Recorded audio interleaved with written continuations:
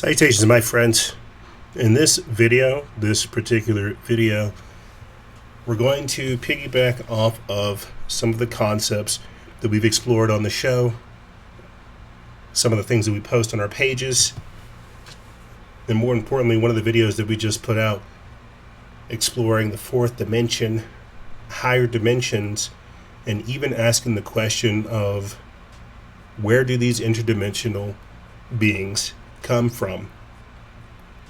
In this particular video, you're going to see clips that I've posted on TikTok, as well as other clips that you can find on the internet of people like Anna Paulina Luna, Terrence McKenna, and various other people that talk about this so-called interdimensional phenomenon, what we're calling extraterrestrial, whenever it's really extra-dimensional. We'll be discussing these things and more in this video. These things, whatever the phenomena exists, that they don't believe that they operate in the realm that we can understand currently. So the term that they use is interdimensional. Now, and this is used repeatedly. This is used repeatedly by the witnesses. Now, have I seen something pop out of a portal? No. I've never personally witnessed one of these things. I've never personally witnessed one of these things. So it's been interesting in collecting all this information and then sorting out who's lying, who's telling the truth, and like what evidence we have that can kind of better put together this picture. What I will say is that concretely, the phenomena exists. You have too much evidence that says otherwise. And what I'm currently focusing on right now is whether or not we can put in place to find out in regards to the funding aspect and mechanism and oversight. Right. We can get protections for these whistleblowers to see if there's no way I'm going to be able to one-shot this, but I still think it's immensely important for me to try to get this information encapsulated. In this week's episode, we're going to be going over Memorandum 6751. In this document, I'll see if I can just drop it right here or something, or somewhere conveniently so you guys can see it.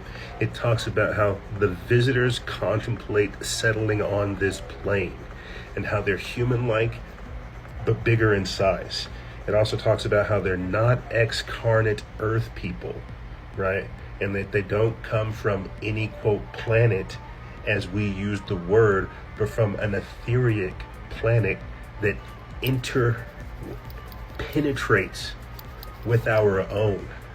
You see, we're talking about interdimensional beings. They've had this information since the 40s, and it's just now coming out. Memorandum 6751. But think about the implications of that. I think you've said in the past that you've seen yourself evidence of interdimensional beings. What's that, aliens or? So the interdimensional beings is what our witnesses will call these things. I have seen evidence in a skiff that leads me to believe there are things we cannot explain, and I have observed things that are of non-human origin and creation. That's my opinion. But there has been a declassification order from the president, and you will see as soon as that stuff comes out. What I can also tell you is based on our interviews, and this has been something that you can go back and watch with the congressional hearings, but I was actually able to ask some of the witnesses, what are these things? And they keep saying interdimensional. And then when you talk about the interdimensional aspect of, are these things pre-existing, maybe outside of what we currently know as our own dimension? That stuff can kind of all sound crazy, but at the end of the day, my job as an investigator is to receive all the information, decipher it, and then ultimately from a congressional aspect, if you do have contractors that are withholding information or operating outside of the purview of the federal government, there's budgetary issues, but there's definitely something that I can tell you with confidence that exists that we don't know how to explain currently. So when you say that it operates outside our understanding of physics, what specifically are you saying? What happened? To I guess break it down in simple terms is that I think that some of the tech that exists, that whatever these things have, these energy things have. Energy things? What do you mean? Well, they call them interdimensional beings. I think that they can actually operate through the time spaces that we currently have.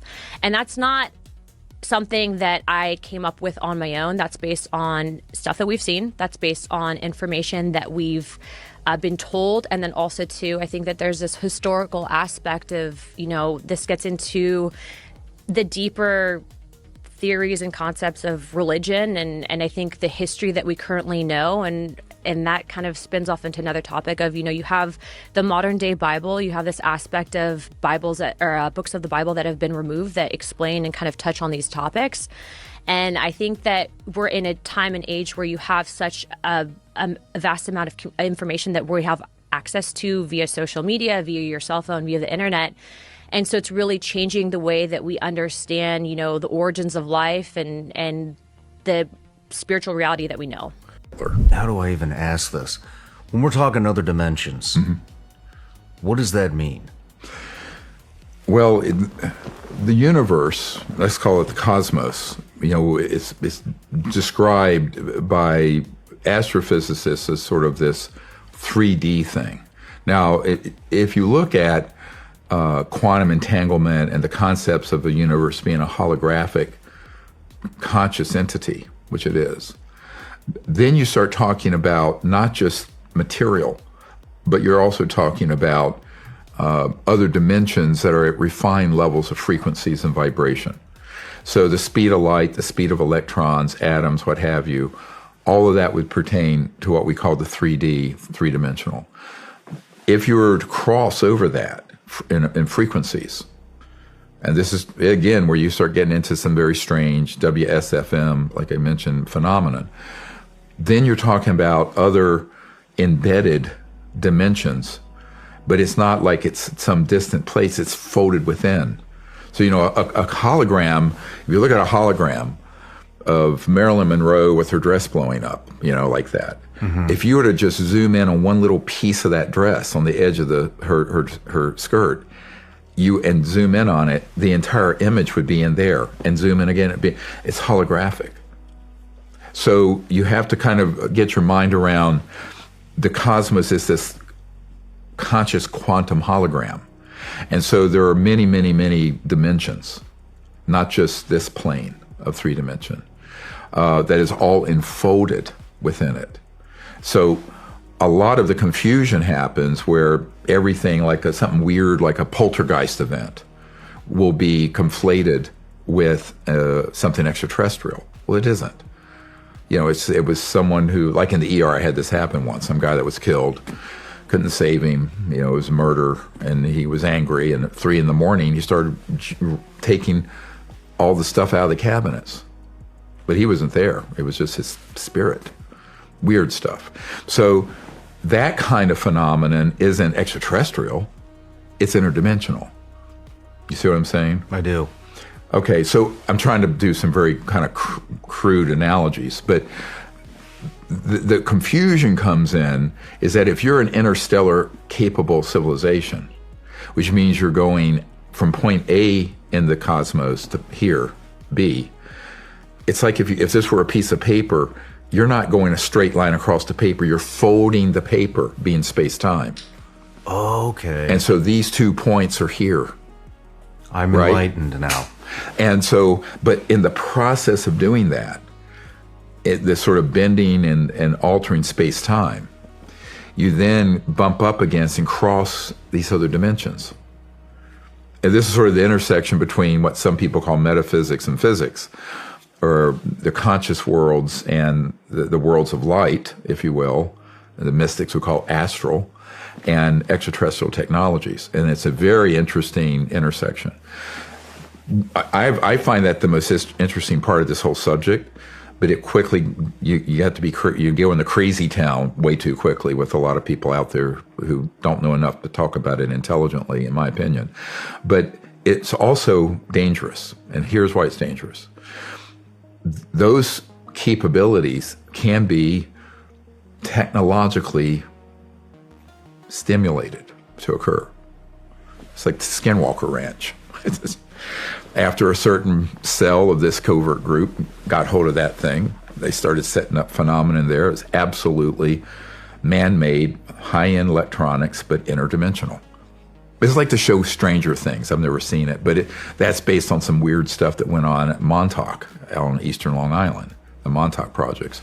And we know what those are. I know guys who've been in laboratories where they have a toroid or one of these devices, and suddenly they're pulling in spooky-looking creatures that look like they came out of the ninth ring of hell, and they literally become 3D and are running around the lab.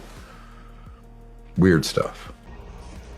So I'm sitting here and I'm getting 1612 together, and I just had like a whole little brain fart, and I'm hoping that I'm able to get it out the way I need to when talking about it, because we're basically talking about psychonauts, we're talking about interspace, we're talking about dimensionality. Just the other day, I think on April 26th or April 27th, CERN turned on their largest machine, and at the same time, like a week before, on 420, I said that we can expect to hear some information from CERN here soon, because it was right around that time frame on 420 where we heard about Donald Trump authorizing psychedelics as a form of mental health treatment, right, as a solution towards that. And for somebody like me that reads in between the lines of all of these different things taking place, my mind immediately went towards portals, because at that very same time frame, we had somebody, a so-called open AI whistleblower, talking about that, how they were using AI to open up portals. This brought me back around to 2016, that time frame, whenever we had somebody like Anthony Patch doing the circuit, going on different podcasts, talking about CERN, the singularity, AI, portals, and how they're all interconnected. And here we are, 2026, and all the pieces are beginning to make perfect sense. We're beginning to see these people reach into this other plane, this other realm of existence, and they're going to begin to pull things back into it. You see, that's the psychedelic aspect. That's why they need the drugs. Space is not what we think it is, you see. It's something completely different. And when we get into this document, Memorandum 6751, where it talks about these entities, let me pull it up right here. This document from 1947, talking about how these entities, the visitors, contemplate settling on this plane, and how they're human-like, but much larger in size, and that they're not excarnate people, right? And they don't come from a quote planet in the way that we use the word, but from a planet which interpenetrates with our own and is not perceptible to us. Their bodies materialize when they enter into this plane. Long-time listeners of the show have heard me talk about this, how there's an energetic exchange when CERN opens up these portals, whenever we conduct these rituals, whenever we do these workings, when we reach out, we pull things in, and that affects our dimensionality. Geordie Rose of D-Wave Quantum Computers talked about this as well a couple years back when looking at technology and AI at that time frame. He said it was like staring at an alien life form, right? But he was also talking about how these things are able to work in quantum dimensions. They're able to reach into different realms of dimension, calculate things, and pull them back. You see, that's the time frame that we are in now. We are reaching into these different dimensions, these different planes of existence, these different dimensionalities, these different time-spatial configurations, however you want to look at it. And things are affecting our timeline, affecting our space, affecting our dimensionality. And they've known this for some time, right? That's why you can look at things like Project Looking Glass and Project Stargate. You can even look at things like I think this is what I was really trying to get across earlier, and why I started this whole video. Honestly, you can look at things like the Gateway process, Project Real Flame, Project Sunstreak, Project Center Lane, Project Stargate, all of these different things talking about the Gateway process and how the real space that they're trying to not necessarily invade, but operate in, is the psychonautic space, the interdimensional space, the etheric plane. And it is something that people can access. I think that's one of the most popularized versions of seeing this type of space is the so-called upside down in Stranger Things. But we'll talk about that in another video. I simply want to stay on just the different things affecting our dimensionality, what is going on in our time-space continuum, what's affecting our timeline, how they have evidence that they've been manipulating the timeline, that we have things entering into our timeline, entering into our dimensionality because of how they're affecting it. I'll talk more about that on this week's podcast episode on show number 13, right? But we're basically talking about quantum mechanics, quantum consciousness. Happened was people, very smart people, began to figure out that something big was coming up. Something that made it so all the possibilities of all the future scenarios of any choice, any possibility that was fed in and observed through the looking glass inherently ended up in the same future. And no decision, no possibility changed past a certain point. That's the big secret. Okay, so is that certain point 2012 in your understanding? It well coincides with December 21st, 2012.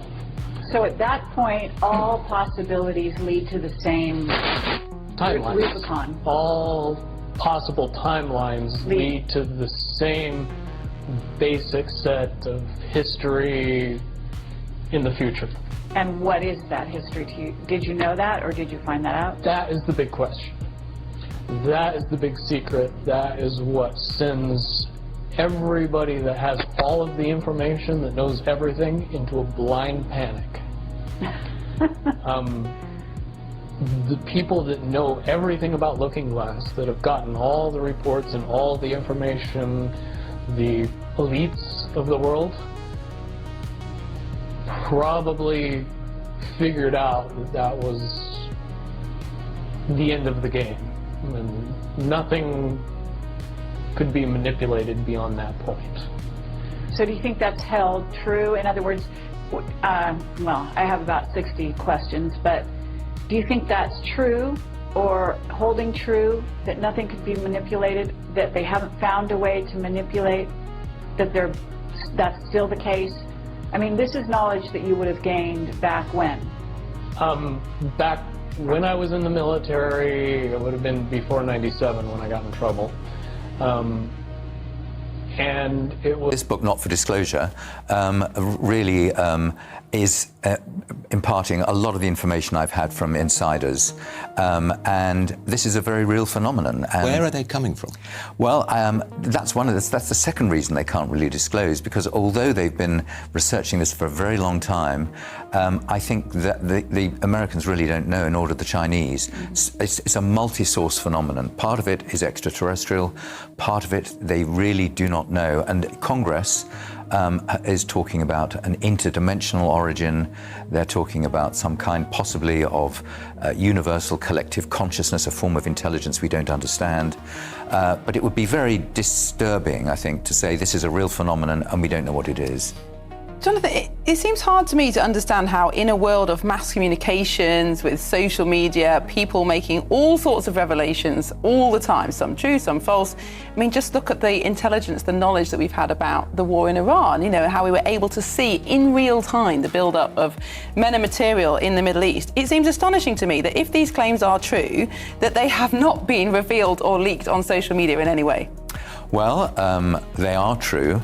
And you'll find that in the last 2 years, since a man called David Grush, an intelligence officer, gave open sworn evidence to Congress about this, a number of other intelligence officers and very senior military figures have come forward to say exactly what I'm saying. And Marco Rubio has said, look, either these guys are crazy, or we've got some people here that have got we're showing that Congress has been misled. Everybody will be asking the same question.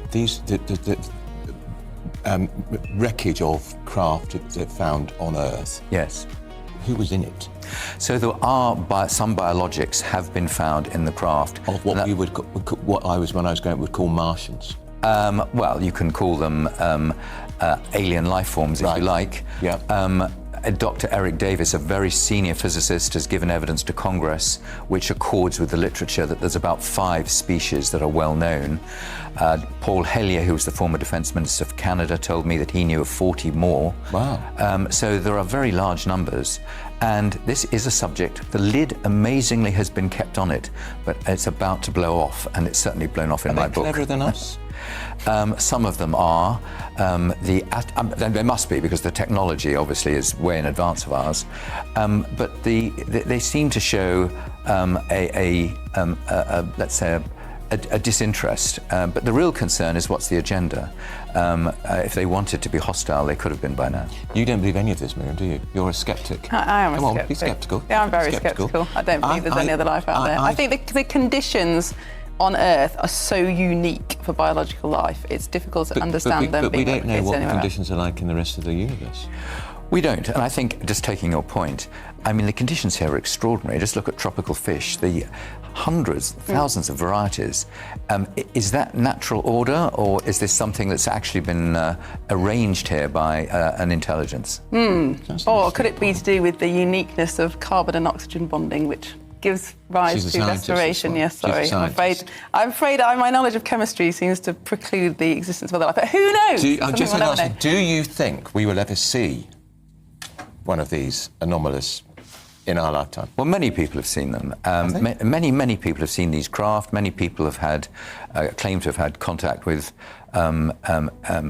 aliens. There's 2 cases which are very well established by the intelligence services and which have been recently spoken about. One in Russia, one at Holloman Air Force Base, where, again, President Bush Sr. was briefed about that. All right, without getting too sensationalized like I have been in the previous clips, let me try to make my point. Them rolling out the UFO files in this capacity is going to inject a mystical component in the collective consciousness that was previously dormant. And what I'm trying to allude to is them trying to control the greater awakening that is taking place. People realizing that they have superpowers, people realizing that they have psychic powers, people realizing that they can affect reality, people beginning to understand things like quantum mechanics, right? That's all the UFO files are. It's like for years we would talk about just, how science is missing the human component. It's not quantifying the human spirit. It's not taking that into consideration when it's doing all of its calculations and everything, right? Well, what if that's what's in the files now? What if that's what's in the files? Is recognizing the dunamis, the powerful and dynamic spirit that is humanity, and then building technology around that. Unlocking, again, our extrasensory perception, unlocking our supernatural abilities, unlocking all of these different things. What if that's what's in the tech? What if that's what's in the files? What if they already know that we have energy signatures that can be read, that we can astral project, that we do have psychic capabilities, that pyromancy is real, that apportation, teleportation, all of these different things are very real and a part of our very, very mysterious universe. And so what happens whenever you have the whole world not necessarily talking about Donald Trump and Jeffrey Epstein and the Russian collusion hoax and just like Orange Man bad? What happens whenever you actually inject these occult topics into the greater society? Like, really think about what that could do. It collectively opens up a portal, is what it does. It creates a understanding and a, not even like a neural network or like a brain swelling, but it creates this like this concept within humanity that we can access these realms, we can communicate with these things. They're not woo-woo, that they are real, and that we need to define them, that we need to come up with a terminology to explain the unexplainable. Maybe that's why they're just like rolling it out here to the public so they can roll AI on us and start observing how we're responding, again, to this disruptive technology, to these paranormal concepts, to these supernatural realities that we're waking up to. Maybe they have the technology in place to observe how we're responding basically to magical information. Like, what do you... And so we grew up with like people talking about, you know, oh, I'm communing with, you know, 5D spirits. Oh, you know, I'm practicing crystal worship. Oh, you know, I'm a Wiccan, I'm a pagan, I'm a Luciferian, I'm a Satanist, I'm an occultist, you know, I'm an alchemist. That's what our generation grew up talking about. What happens when we take that a step further? And what I'm trying to get around to saying, or at least what I'm trying to allude to, is the fact that humanity is a song. Humanity is a frequency. Humanity all chirping together the way that we are, it is like a harmonic resonance. And if they're able to adjust our speech, they're able to adjust our frequency and adjust our output, which also affects what we're receiving and affects what we're taking in. Portals, portals, portals. That's what I'm talking about. They're throwing this out there so we can start making all the portals and start observing all the crazy crap that these people are doing to us. They got the technology to go to the other side, right? That's what space really is. That's what the psychoverse is, the psychoid layer. You can go look into some of the Epstein files. That's what they were trying to do. That's what the whole DMT, Rick Straussman, the spirit molecule studies were, right? They were becoming psychonauts. They were going into the astral realm. They got the tech and they got what's needed to access these places. But now that they got all these portals open up, now that they got all this like unexplained phenomena happening, they don't really know what the hell they're doing. And they're kind of decentralizing this unexplained phenomena, saying, hey, we need you guys to help us figure this out. We don't have a good hand on this. It's kind of out of control. They're basically saying, hey, we don't have a handle on this whole paranormal thing. We're battling it in the way that we can, but we kind of need to bring this to awareness that other people might need to get involved with this situation here. This isn't orderly anymore. And so the spiritual war that we've all been experiencing for years is beginning to manifest itself. We have things that are cooperating and coexisting in the same space we are, or just outside of our phase of reality, penetrating our reality, trying to come in, recruiting people, having them do nefarious things so that they can bring more of their friends in. That's what's happening on this side now. Now you have people saying, hey, we need to recruit forces on our end because the adversarial forces on the other side, they are getting locked in. They want control, they want dominion. They are not playing around. Saw some interesting stuff. And so what I'll tell you is that footage, the fact that it was dead drop to Burleson, I'm certain that there's more of where that comes from, and we are going to push for the declassification of stuff that we've seen because I think the American people deserve to see it. But I think, you know, you're never going to have the U.S. government admit or try to explain something if it's also somewhat not specifically pertaining to national defense. So if like it's not tech that we've made not involving a foreign government, I think that you're going to see a direct statement from that. What's interesting, and I kind of went into this with Joe Rogan, is when we were talking to some of the witnesses, they don't call them extraterrestrial. They call them interdimensional.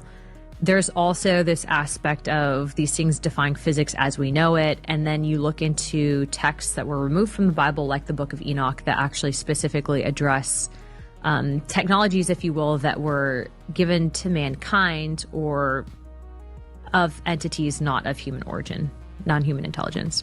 So these are all things to consider when addressing the topic. But based on what I've seen, not speculating, based on the evidence that I've seen, there's something out there. And based on what I'm saying is it's not. I think that it's along the lines of that video that you just saw. Have they shown you? Okay, so I have to be careful because I could get in trouble if I divulge what I've been shown in a skiff. So what I can tell you is I'm just telling you as me, not specifically addressing skiff stuff, that they're real. And I'm not the only one. You just saw the Secretary of State in a documentary addressing the same thing.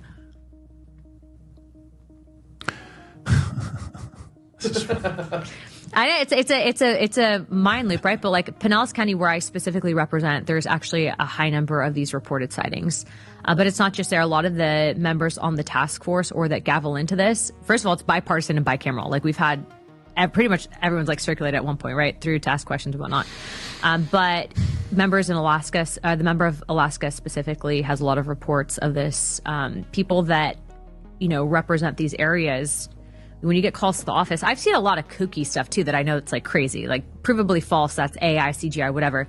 But then you have the stuff that you can't explain. And then you have the attacks on the witnesses that come forward to testify, which if it wasn't real, why would you try to be discrediting someone? And why is the Department of the VA leaking people's records to the press if it's not real, right? It's like if if you're being told not to look under that rock, you might look under the rock. And so that actually happened to David Grush when he came forward to testify, is his medical records were leaked to the press. What's going on, guys? If you like what we're doing over here on TikTok and some of what we're doing over here on Instagram, then you're going to love what we're going to be doing with our Substack. Take the time to jump over there. It's freedomfaction.substack.com. Jump over there, go subscribe, go see the content. We were able to upload all of our podcast episodes so you can get all of the content, all 500 plus episodes. freedomfaction.substack.com. Jump over there right now. Support your boy. There's going to be a lot more coming on that platform. Basically stuff that we can't do on Patreon that we can do on Substack, we're going to be doing it over there. So if you like the videos, you like the content, you like the compilations, you like everything that we're doing, jump over there to Substack and support us over there. Look forward to having even more things take place. Stay vigilant, expose lies, and share truth. This is Noisera, out.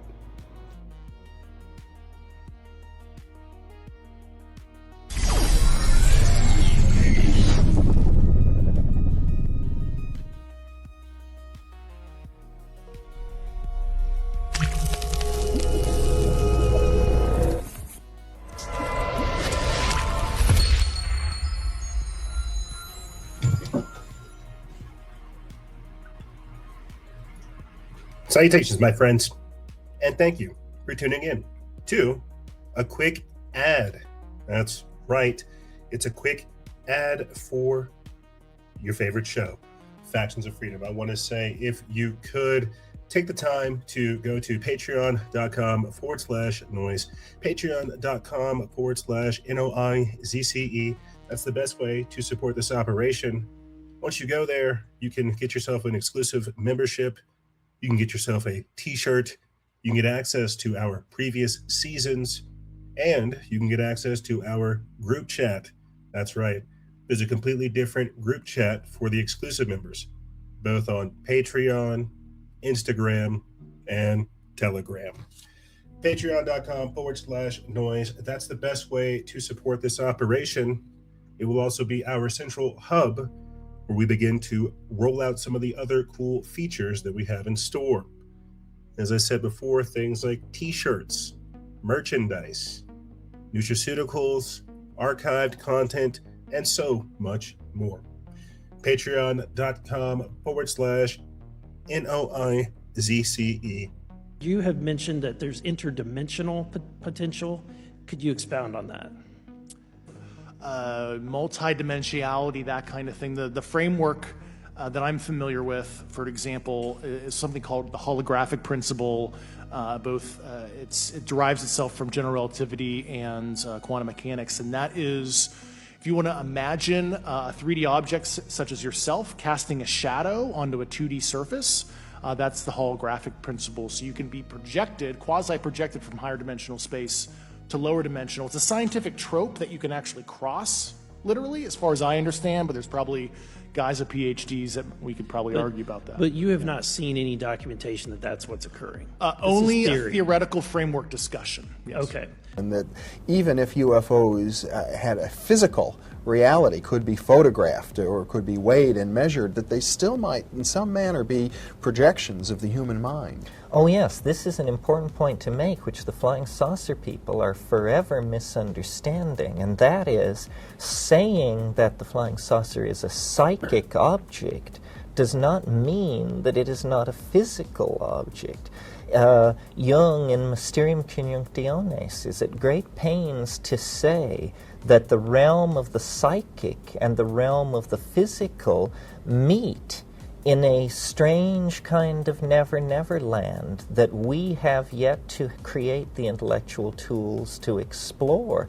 This is where the mystery of synchronicity is going to come to rest, the mystery of all kinds of paranormal activity on the part of human beings, and the mystery of the flying saucer. It's interesting, you see, that if you take the broad world of the so-called mysteries, parapsychological, shamanic, extraterrestrial, so forth, and hypothesize another spatial dimension, one more spatial dimension, then suddenly all these mysteries become trivial. They are easily done. What the UFOs are doing to us, to global society, is they are eroding faith in science by casting directly in the path of science a kind of gauntlet, a challenge. Crack this, almost as though the cosmic giggle had shown up at the bachelor party of science to spoil the bash. And I think in that way, in that sense, Jung was really onto something when he saw it as coming from the unconscious. It is like an object coming from the unconscious with a compensatory function to turn us away from the rational and toward the intuitive, to turn us away from the paternalistic, Apollonian, solar, masculine view of things, and toward a kind of watery, lunar, mysterious, intuitively felt feminine force, that whatever lies behind the UFO mystery, it is a force which can literally do anything. So it is fruitless to talk about the size of the objects or their composition or color or the size of the entities and their dress and weapons and accoutrements, because it can appear literally any way it wants to. It can appear as the Virgin Mary, it can appear as Galactarian overlords, it can appear as gnomes, elves, sprites, this sort of thing. It is not to be caught in the rational net. No. Do you think that whatever that being was that all those people witnessed in Virginia, Brazil, was the same thing people were witnessing in antiquity? I think so. Now, I'm very fascinated by that case study. Steve and I had Ronnie Vernet on our show a while ago. Awesome researcher, really cool guy. The curious thing, though, and this is another misnomer in the field, is that if you conjure something, which is what there are some researchers believe they did, and I believe they did, that it's just going to be some kind of, again, translucent being. But if you look at Ronnie's research, which is fascinating, is that Zé Gomez had created like a cavern in the earth to perform his rituals. And when Ronnie Vernet went there and investigated, he's talking to the locals, and they said, okay, there's two things that happened. Number one, we had an entirely different interpretation of what occurred until ufologists came. And then everything that we told them was kind of shifted into, okay, they're more along the lines of extraterrestrials. Okay. Now, according to what I've been told, is that Zé Gomez performed his rituals, and then from out of the earth, which is where he was performing his rituals, right? And he carved like a little laboratory in the earth. Out of the earth emerged a cloud, a mist, which is something that we see often in ritual magic. And from that emerged physical beings. So there is this kind of materialist argument. Are all conjured entities non-physical? That may not be true at all. And I think that's a fascinating data point. If they're non-physical, where are they? Where are they when we're not looking at them? So I am more along the lines of the ultra-terrestrial model. Okay, so I do not believe we're dealing with extraterrestrials. The evidence I've collected, it leads me to believe that we're dealing with something that's here. Yeah. Right here. And that at times... It's because they look like they evolved here, right? Like pretty much, yeah. Bipedal, eyes in front of the heads, they breathe this air. Yeah, but it's and this is one of the more difficult nuances in the research. It's like they're present with but absent from. So There's a late researcher named Paul Eno. He's a very fascinating guy. But he had this idea of the phenomenon where you would have basically two circles, and they would both be evolving. And then at times they would touch. And in that moment, you have a substrate or a meeting to where these entities could climb into our reality because we share that space with them for that fleeting moment. This gets back into Jacques Vallée's case studies where he had one instance, this is fascinating, where a UAP comes crashing through a tree line, and yet none of the branches were disturbed. They're witnessing it, but it's going through the branches, and then it lands on a patch of grass, which is disturbed. You could see like there's landing gear, there's some imprints, there's disturbance in the grass pattern. Wow. And so the idea that I'm leaning on here is that we share certain parts of reality with them. And those parts of reality that we share are where there is disturbance, where you have physical evidence. But that would also explain why that tree line was not disturbed itself. Why? Because it doesn't exist for them. And so we do share certain spaces. Now, the point of conjuring would be to create a space for them to inhabit, to where it actually cuts through both of them, to where literally I have created a sacred space for you that we will share. It's not designed to evolve together until we merge. I'm creating a moment of merging to where you can incarnate in this dimension. Right. So that's one of the ideas, is that it doesn't exist for them. Now we get into Betty Lucas' case study. She's an abductee where the same phenomenon occurred, where she's just in her kitchen with her family, and these beings walked right through the door. Didn't open it, walked right through, and yet when she handed them an object, they could hold it. So that aspect of us sharing certain spaces with them, it also occurs in hauntings. I've seen, in my archive, I have videos of like a shadow figure who will walk through a hallway, open up the door of a room, walk through the closet completely. So there, again, it points to this sharing of reality. And I think that some people would confuse that with interdimensionality, right? Well, that's just interdimensional to a degree, but it seems like some things exist in our reality for them, and we share that space, and some things just simply do not. And that's where I'm at. Yeah, we could have a completely different map of reality than whatever these things are. You know, like we could look at the world and the universe and physics a completely different way. Like the way we fit stuff into our minds and compartmentalize stuff and process and rationalize stuff could be just completely alien, like no pun intended, to whatever some other entity that we're not aware of that could be on some higher plane of existence to us does. So we just may not have we may not have the right words or the right language to be able to explain what this stuff is. So Epstein, he buys up all these scientists. They get laid off down there in New Mexico, and he buys them all up and he starts hiring them. And he does it for edge.org. What they're trying to do is they're trying to solve the psychoid layer. The psychoid layer is like where you know the world is magic. Like you know this is a realm of God. But you forget, and you go back to work to make money, to pay the bills, and you get into the toil of things, but you really know that it's a spiritual realm. But they know it's a spiritual realm. They don't have a secondary thing. They already have all the money, so they're just figuring out what the psychoid is. So the way that they would try to solve the psychoid is through the wave interference pattern. The wave interference pattern is where they shoot these electrons through these two slits. And as you observe the electron, it stays in physical form. But if you're not observing it, the electrons turn into waves, and the waves can split between slits, and whenever they go through, they bounce off each other, and then those waves bounce and those waves bounce, and it causes a wave interference pattern. That's not exact, but that's the basics behind it. Because I don't want some asshole telling me, let's roll this slightly this. I know what it is. Because the reason I know what it is because that's what they're studying, and they're studying the way that these fractal patterns happen in reality. And once you understand that, you kind of can understand that money isn't real.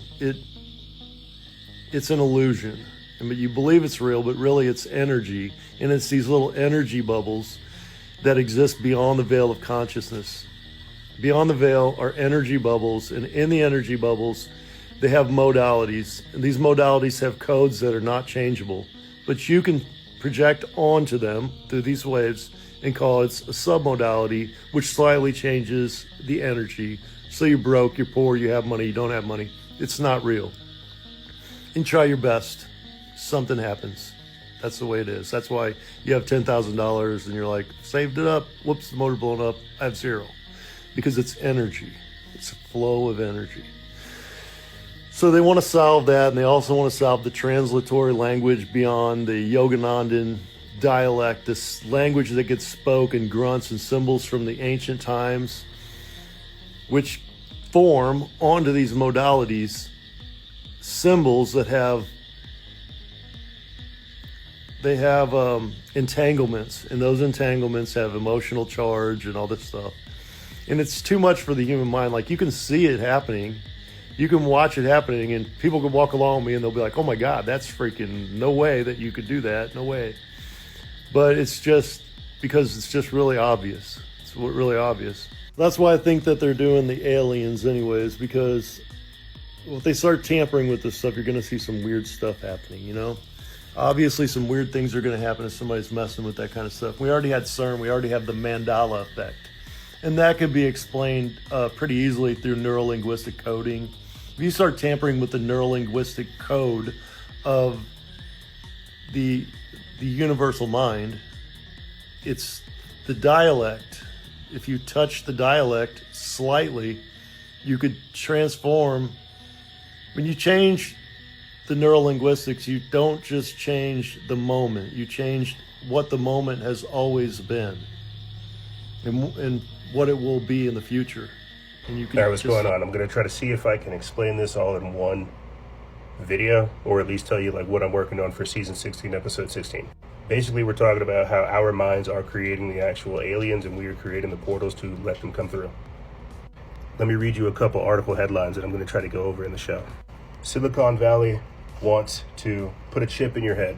It's the battle over the future of the species. Researchers theorize that our brains are building the universe. And then I have another publication that talks about researchers theorizing that our brains are, quote, constructing the universe. Then we've got bombshell files that reveal global elites have developed powers to remotely control human cells. And then we're going to be playing a video that talks about a viral claim saying that CERN simulations have begun showing, quote, organized behavior that reacts to an observation. Then we're going to be playing a couple clips of Dr. Julie Mossbridge talking about how radiation gave her psychic powers. Now, one of the reasons why I'm front-loading all this information up front is because I have to try to figure out how to weave together the thought that I had the other day talking about the governments and the controlling elites decentralizing this so-called occult information or paranormal topics through the UFO files, right? They need us to start thinking this way to build that universe that brings forth these so-called aliens. Now, in previous videos, I've talked about how I think that one quote-unquote species of the so-called aliens is like a super advanced form of life. I would highly recommend you go find that on the TikTok. It's a whole separate video. But what I'm trying to get across in the intro of this week's show is just that they are flooding the zone with this multidimensional, interdimensional talk because they understand that our minds are creating this reality. We collectively manifest things in this realm. And if they're able to effectively adjust the information that we are subjected to, they can ultimately change what we perceive, so to speak. And they want us perceiving aliens. They want us perceiving interdimensional beings. They've already given us 4 so far to look at, right? It goes much deeper than that. It's much more than 4. And that's what they want. They want to use our minds, and I've said this in previous videos, they want to use our minds to hack the higher dimensions and let these things come through. That's why CERN is involved. That's why they're running all these calculations and simulations on us and our brain and how our mind affects this thing we call reality, right? And so you have to think of it as kind of like a, you know, like a, not even like a cosmic soup type deal, but just like, I've said this before and I've made videos on our YouTube, you can go find it. that's what Project Stargate is. We are the star, and technology is the gate. They want to use the technology as a crowbar to access these higher dimensions that we can get access to. I know that kind of sounds wild, but I'm rambling. The point I'm trying to make is that we actually do program this reality. We do create this reality. They want us not even hallucinating. They want us defining, materializing, explaining, and experiencing these otherworldly entities manifesting into our world. And that's what I believe the UFO files are doing. It's like a decentralization of mystical information. It's them offloading it, flooding the zone, offloading it to us so that we can digest it, talk about it, conceptualize it, give it terminology, right? Conceptualize it. That's one aspect of it. The other aspect of it is a very, very strong delusion where people are like, heck yeah, there's aliens, beam me up. Let's go, Scotty. We have to be very careful about where we go from here. Summoning things into this realm, trying to communicate with these entities. We have no idea what's on the other side, right? And these things have been with us for a minute, and there's a reason why God kept them outside of our veil of perception. So yeah, it should be a pretty interesting rant and ramble. I'll try to make it as cohesive as I can, but I was just getting tunnel vision and giga locked in, prepping for the show, and I was like, man, this is it. I feel like this is it. They're giving us all this information so that we can begin to manifest these entities into our world. So it's a number of things when looking at this so-called extraterrestrial and even interdimensional phenomena. Things like space and portals begin to take a different perception entirely. Now it makes sense when we're talking about the decentralization and the soft rolling of disclosure. You have to understand, you are both the pawn and the prize. As I said toward the end of this video here, you are both the star and the gate. They need us so that they can continue to explore the psychoid layer, the psychonautic space. They have opened up the portals, and even though they've shut down CERN, they are simply stabilizing it for what comes next. We are experiencing the acceleration of our awareness of our multidimensional existence.